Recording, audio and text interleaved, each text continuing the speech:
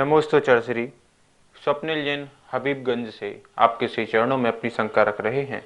जैसे हमारे कोई कार्य पूरे नहीं होते तो कहते हैं कि आपकी उस पर श्रद्धा पूर्ण नहीं है, तो क्या श्रद्धा पूर्ण या अपूर्ण भी होती है? या कृपया समाधान करें गुरुदेव। श्रद्धा जो है या तो होती पूरी है या तो नहीं होती है। ये श्रद्धा का ध्यान रखना। आपको देवशास्त्र गुरु पर श्रद्धा है तो पूरी होगी, नहीं तो नहीं होगी। पूरी है तो सम्यक दर्शन होगा। ऐसा थोड़ी होगा कि कम श्रद्धा में सम्यक दर्शन हो जाए, पूरी श्रद्धा में थोड़ा और सम्यक दर्शन बढ़ जाए। ऐसा नहीं होता है। या तो होगी तो पूरी होगी और नहीं होगी तो बिल्कुल नहीं होगी। कोई व्यक्ति व्रत ले, अब व्रत ले तो बोले कि थोड़ा सा हम वो कर लेते हैं गलत काम, बाकी तो सब ठीक है, तो वो व्रत भंग है। इसी प्रकार से श्रद्धा में भी ध्यान रखना। यदि आपकी श्रद्धा संशयात्मक है तो वो संशयात्मक श्रद्धा जो है वो मिथ्या श्रद्धा है। जैसे आप कार्य कर रहे हैं और आपका कार्य पूरा नहीं हो रहा है, तो कहीं ना कहीं आपके संशयात्मक स्थिति बनी हुई है कि होगा नहीं होगा, ऐसे करने से कुछ होगा नहीं होगा। कर तो रहे हैं, विधान तो कर तो लिया है, महाराज ने बताया था, मंत्र फेर तो लिया है, लेकिन होगा नहीं होगा पता नहीं। तो इसका मतलब है आपकी जो श्रद्धा में कमी क्या है? कमी नहीं, श्रद्धा ही नहीं है, संशयात्मक श्रद्धा है, वो मिथ्यात्व वाली श्रद्धा है। और एक होती है असंशयात्मक श्रद्धा, जिसमें किसी प्रकार का संशय ही नहीं होता है। जैसे अंजन चोर को किसी प्रकार की अश्रद्धा थी नहीं, बोले बताया है, जैन ने बताया है, भगवान ने बताया है, यह मंत्र है, इससे हमारा पाप कट जाएगा, विद्या सिद्ध हो जाएगी, और उसको विद्या सिद्ध हो गई आकाशगामिनी। तो इस प्रकार से जो उसको पूर्ण श्रद्धा होती है उसके ही कार्य पूर्ण होते हैं। तो श्रद्धा पूर्ण होती है या तो होती नहीं है। आदि अधूरी कभी भी श्रद्धा नहीं होती है। आत्म तत्व के बारे में थोड़ी श्रद्धा हो थोड़ी ना हो, परमात्मा के प्रति थोड़ी श्रद्धा हो थोड़ी ना हो, गुरु के प्रति थोड़ी श्रद्धा हो थोड़ी ना हो, पूर्ण और अपूर्ण हो, ऐसा नहीं होगा। होगी तो पूरी होगी और नहीं होगी तो बिल्कुल नहीं होगी। ये श्रद्धा का समझना। नमोस्तु चरश्री राजन जैन दिल्ली से आपके श्री चरणों में अपनी शंका रख रहे हैं। हे गुरुदेव, मैं समाज के लिए बहुत अच्छा कार्य करना चाहता हूँ, पर उसमें बहुत विघ्न आते हैं और अंत में अपयश ही मिलता है, तो क्या मैं समाज के लिए कार्य करना छोड़ दूं या लगा रहूं? कृपया समाधान करें गुरुदेव। एक सुक्ति है, श्रेयांसी बहुविघ्नानि। जब भी आप अच्छे कार्य करना चालू करोगे, श्रेष्ठ कार्य करोगे, तो बहुविघ्न, बहुत प्रकार के विघ्न आएंगे। और वो विघ्न अपने लोगों के द्वारा भी हो सकते हैं, पर लोगों के द्वारा भी हो सकते हैं, स्वजन परिजन किसी के द्वारा भी हो सकते हैं।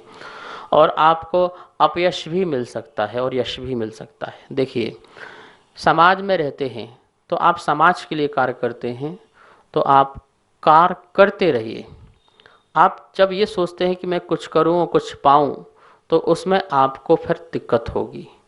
देखो, कुछ करोगे तो कुछ तो होगा ही होगा।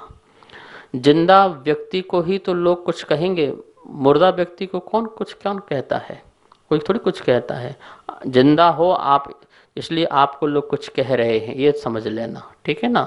तो ऐसा ही जीवन तुम्हारे साथ ही क्यों, ये तो साधु संतों के साथ में भी हो जाता है।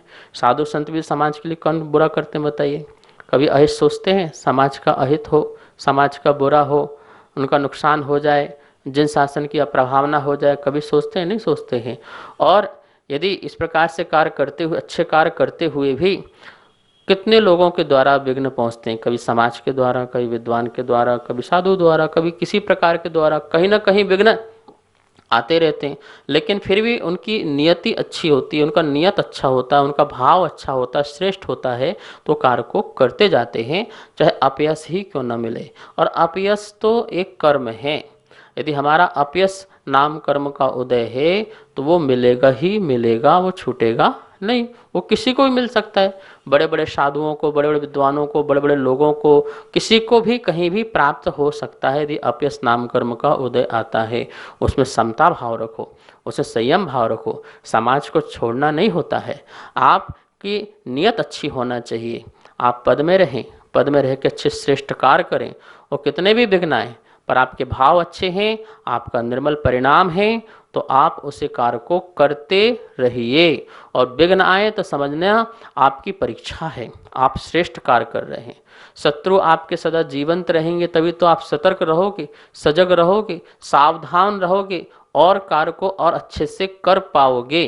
तो इस प्रकार से चाणक्य कहता, मेरे शत्रु सदा जीवंत रहें, उनके कारण मैं प्रतिपल जो है क्या करता हूँ, सतर्क रहता हूँ, सजग रहता हूँ और अच्छा कार्य करने के लिए सोचता हूँ।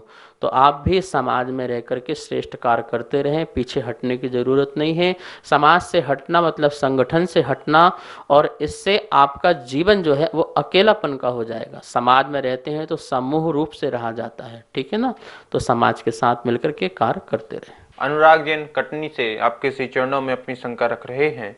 हे गुरुदेव, आत्मा अपना ही उपकार करता है और अपना ही अपकार करता है, फिर जो निमित्तों के द्वारा उपकार और अपकार होता है वह कैसे होता है, कृपया समाधान करें गुरुदेव। जीवो जीवत हितस्पृहा, ये बात बिल्कुल सत्य है। जीव जीव का उपकार करता है और जीव ही अपना ही अनुपकार करता है। अपकार और उपकार जीव अपना स्वयं करता है। निश्चय की दृष्टि और एक व्यवहार की दृष्टि, दो दृष्टियों से अपनी को बात समझना है। निश्चय की दृष्टि से तो हम अपना ही स्वयं का उपकार करते हैं और अपना ही अपकार करते हैं। व्यवहार की दृष्टि से कर्म भी निमित्त बनते हैं और नो कर्म भी निमित्त बनते हैं। सामने नो कर्म कैसा आ जाए उसके निमित्त से हमें हमारा उपकार हो जाए और उसी के निमित्त से हमारा अपकार भी हो सकता है।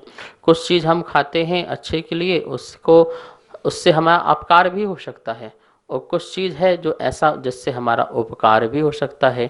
कड़वी वस्तुएं बहुत होती हैं पर उससे हमें उपकार होता है बुखार आदि में, और मीठी वस्तुएं ऐसी भी होती हैं जिससे शुगर आदि हो जाता है, उससे अपकार भी होता है। तो इस प्रकार से व्यवहार दृष्टि से बाहर के जो निमित्त हैं वो उपकार और अपकार करने में हमें निमित्त मात्र बनते हैं। उसके निमित्त से जो हमारे परिणाम होते हैं, हमारे स्वयं के जो निज परिणाम होते हैं, वो हमारे निश्चय दृष्टि से, अशुद्ध निश्चय दृष्टि से वह परिणाम ही हमारे हैं, दूसरों के नहीं हैं। अर्थात जीवन में जो कुछ भी हम करते हैं वो हम ही करते हैं। सुख रूप भी हम ही होते हैं, दुख रूप भी हम ही होते हैं। तो हम ही अपने आत्मा का उपकार, मंद परिणाम करते हैं, शुभ परिणाम करते हैं तो आत्मा का अपना उपकार करते हैं। और हम तीव्र कसाय रूप परिणाम करते हैं, क्रोध रूप परिणाम करते हैं, मान रूप परिणाम करते हैं, माया लोभ रूप परिणाम करते हैं, तो उससे हम अपने आत्मा का अपकार करते हैं। जब हम अपने अंदर ईमानदारी लाते हैं तो अपने आत्मा का उपकार करते हैं, और जब हम अपने अंदर बेईमानीपन लाते हैं तो हम अपने आत्मा का अपकार करते हैं। तो उपकार और अपकार किसी कृपा से नहीं हो रहा है, किसी आशीर्वाद से नहीं हो रहा है, हमारे द्वारा ही वह अपकार और उपकार हो रहा है, यह निश्चय की दृष्टि। और ऐसे उपकार अपकार में बाह्य निमित्त जो बनते हैं वो व्यवहार की दृष्टि से मात्र बनते हैं।